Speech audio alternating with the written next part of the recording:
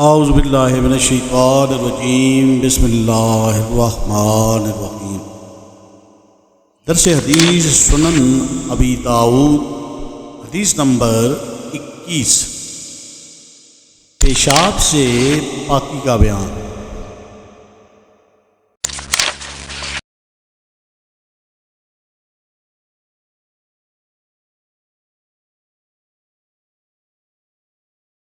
عبداللہ بن عباس رضی اللہ تعالی عنہما نے نبی اکرم صلی اللہ علیہ وآلہ وسلم سے اسی مفہوم کی حدیث روایت کی ہے۔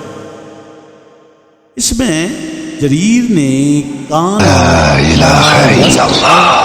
من بولہ کو کہا ہے، اور ابو معاویہ نے یستتر کی جگہ یستتنزا کو پاکی حاصل نہیں کرتا تھا کا لفظ ذکر کیا ہے۔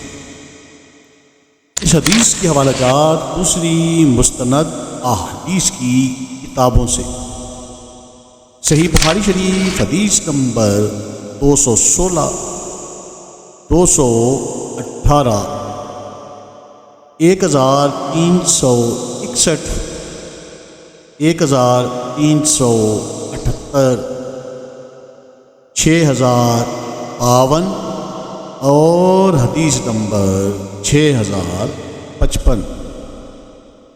صحیح مسلم شریف حدیث نمبر 677،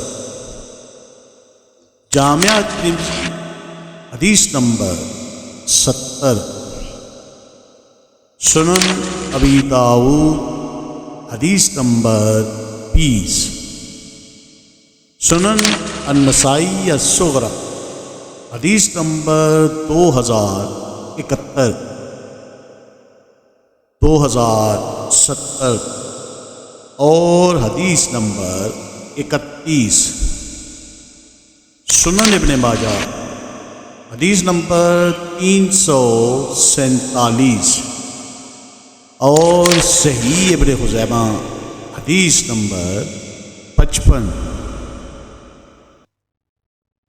حدیث نمبر 22، پیشاب سے پاکی کا بیان۔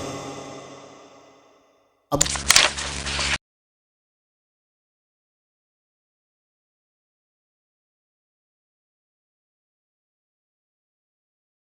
عبدالرحمن بن حسنہ کہتے ہیں، میں اور عمر بن العاص رضی اللہ تعالی عنہما دونوں نبی اکرم صلی اللہ علیہ وآلہ وسلم کی طرف چلے تو دیکھا کہ آپ صلی اللہ علیہ وآلہ وسلم باہر نکلے اور آپ کے ساتھ ایک ڈھال ہے۔ اس سے آپ صلی اللہ علیہ وآلہ وسلم نے آڑ کی، پھر پیشاب کیا۔ ہم نے کہا، آپ کو دیکھو عورتوں کی طرح چھپ کر پیشاب کر رہے ہیں۔ یہ سن کر آپ صلی اللہ علیہ وآلہ وسلم نے فرمایا، کیا تمہیں اس چیز کا علم نہیں جس سے بنی اسرائیل کا ایک شخص دوچار ہوا؟ ان میں سے جب کسی شخص کو اس کے جسم کے کسی حصہ میں پیشاب لگ جاتا تو وہ اس جگہ کو کاٹ ڈالتا جہاں پیشاب لگ جاتا۔ اس شخص نے انہیں اس سے روکا تو اسے اس کی قبر میں عذاب دیا۔ ابو داؤد کہتے ہیں، منصور نے ابو وائل سے، انہوں نے ابو موسیٰ رضی اللہ تعالی عنہما سے، ابو موسیٰ نے نبی اکرم صلی اللہ علیہ وآلہ وسلم سے اس حدیث میں پیشاب لگ جانے پر اپنی کھال کاٹ ڈالنے کی روایت کی ہے، اور عاصم نے ابو وائل سے، انہوں نے ابو موسیٰ سے، اور ابو موسیٰ نے نبی اکرم صلی اللہ علیہ وآلہ وسلم سے کاٹ ڈالنے کا ذکر کیا ہے۔ اس حدیث کے حوالہ جات دوسری مستند احادیث کی کتابوں سے: سنن النسائی الصغری حدیث نمبر 30، سنن ابی داؤد حدیث نمبر 22، مسند الحمیدی حدیث نمبر 906۔ حدیث نمبر 23، کھڑے ہو کر پیشاب کرنے کے حکم کا بیان۔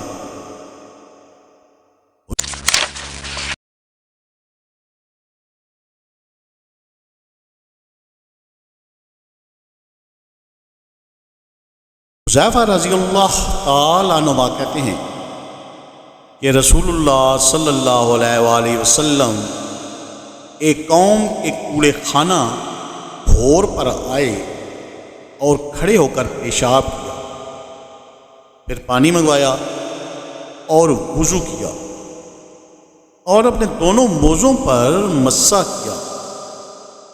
ابو داؤد کہتے ہیں مسند کا بیان ہے کہ حذیفہ رضی اللہ تعالیٰ عنہ نے کہا، میں پیچھے ہٹنے چلا تو آپ صلی اللہ علیہ وآلہ وسلم نے مجھے قریب بلایا، میں آیا یہاں تک کہ میں آپ صلی اللہ علیہ وسلم ایڑیوں کے پاس کھڑا تھا۔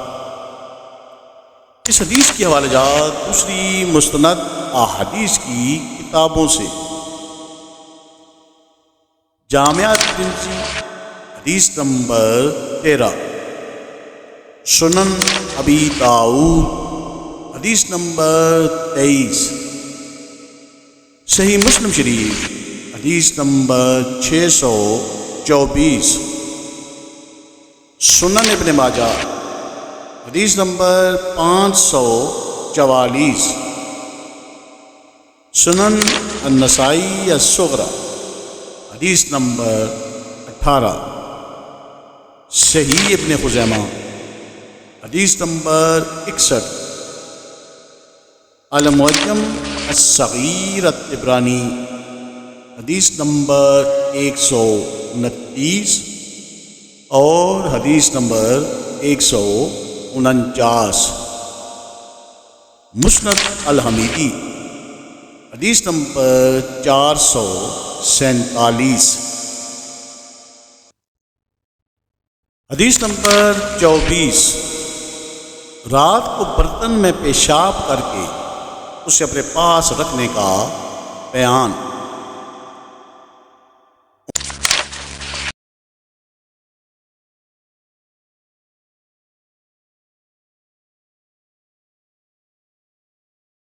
امیمہ بنت رقیقہ رضی اللہ تعالی عنہ کہتی ہیں کہ نبی اکرم صلی اللہ علیہ وآلہ وسلم کے لیے آپ کے تخت کے نیچے لکڑی کا ایک پیالہ رہتا تھا جس میں آپ صلی اللہ علیہ وآلہ وسلم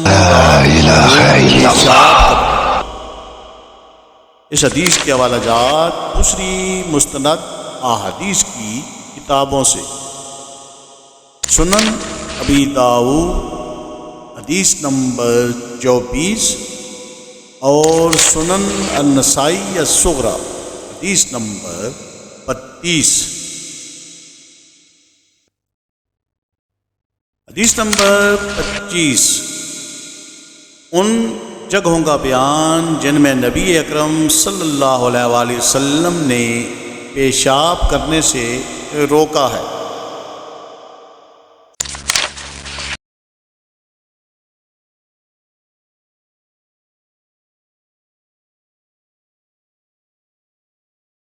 ابو ہریرہ رضی اللہ تعالیٰ عنہ کہتے ہیں کہ رسول اللہ صلی اللہ علیہ وآلہ وسلم نے فرمایا، تم لعنت کے 2 کاموں سے بچو۔ لوگوں نے پوچھا، اللہ کے رسول، لعنت کے وہ 2 کام کیا ہیں؟ آپ صلی اللہ علیہ وآلہ وسلم نے فرمایا، وہ یہ ہیں کہ آدمی لوگوں کے راستے یا ان کے سائے کا خانہ کرے۔ اس حدیث کے حوالہ جات دوسری مستند احادیث کی کتابوں سے: سنن ابی داؤد حدیث نمبر 25، صحیح مسلم شریف حدیث نمبر 618 اور صحیح ابن خزیمہ حدیث نمبر 67۔ اللہ تعالیٰ ہمیں احادیث مبارکہ پر عمل کرنے اور اس پیغام کو ہر انسان تک پہنچانے کا ذریعہ بنائے، آمین یا رب العالمین۔